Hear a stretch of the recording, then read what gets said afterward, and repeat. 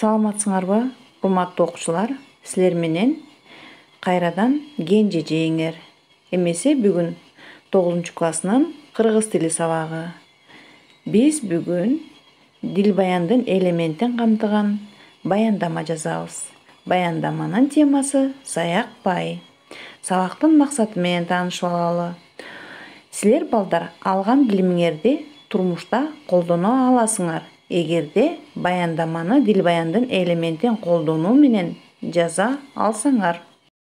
Баяндама жазуу менен балдар силердин сөз байлыгыңар кеңейип, сүйлөө эречиңер өнүгөт. Эгерде силер сөз берметтерин баяндама жазууда колдоно алсаңар. Андан тышкары силер ойлоруңарды туура чагылдырууга тарбияланасыңар. Эгерде силер текстти ирети менен чагылдыра алсаңар. Эмесе балдар, мен силерге текстти окуп берейин. Силер текстке карата татаал план түзгүлө дагы бир нече ирет угуп чыгып, андан кийин дил баяндын элементин камтыган баяндамаңарды баштагыла. Саякпай булактын суусуна бетин чайды. Бул ырым. Ал булактын суусун көрсө, бети колун бир жуумайынча өтпөйт. Анын ою боюнча булактын суусунан таза суу жок.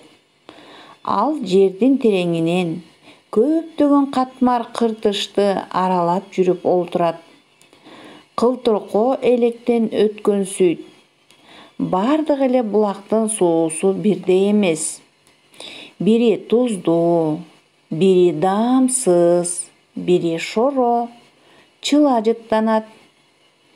Кээ бирлеринин жанынан кыя өткүн келбейт.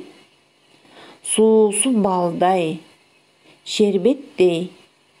Канча ичсең да моокумуң камбай, дагы жата калып шимиргиң келет.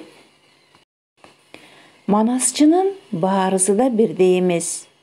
Бири улуу дастанды жакшы эли билип туруп, кыраатын келтире айта албайт. Чалыштайт, мүдүрүлөт. Саякпай андайлардын катарына кирбейт. Аны мен дайыма бууданга, дулдулга, тулпарга салыштырам.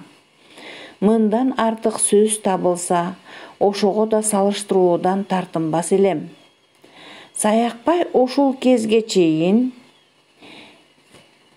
манасты жер алтынан кайнап чыккан булакка салыштырган эмес. Ал оюна да келбеген, түшүнө да кирбеген.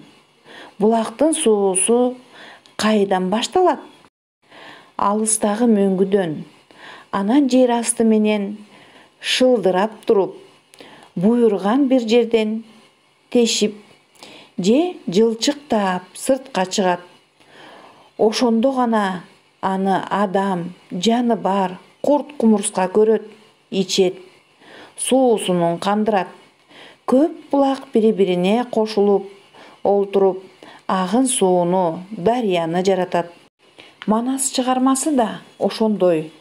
Ал да кылымдан кылымга, окумдан тукумга айтылып келип, чоң дарыя дастанга айланды. Манасты бир адам жараткан жок, ал элдин оозунан жаралды. Элдин өзү аны турмушу жөнүндө баяндайт. Эмесе балдар, текст окулуп бүттү. Силер кунт коюп угуу менен жазуу ишиңерди баштагыла. Баяндамаңарды бүткөн соң аудио жазуу менен мага окуп жөнөткүлө. Эмки сабакта жолукканча сак саламатта тургула.